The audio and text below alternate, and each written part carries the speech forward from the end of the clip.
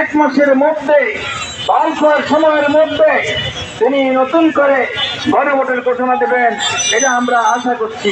আপনারা কি বলেন?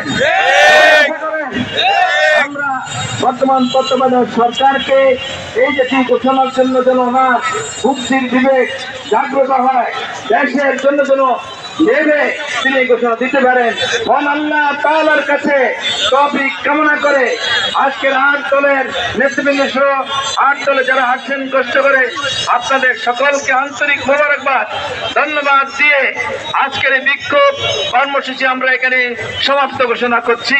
আগামী 16 তারিখ 8 দলের নেতৃবৃন্দ বসবেন, সেখানে নতুন আন্দোলনের কর্মসূচি রূপরেখা ঘোষণা হবে।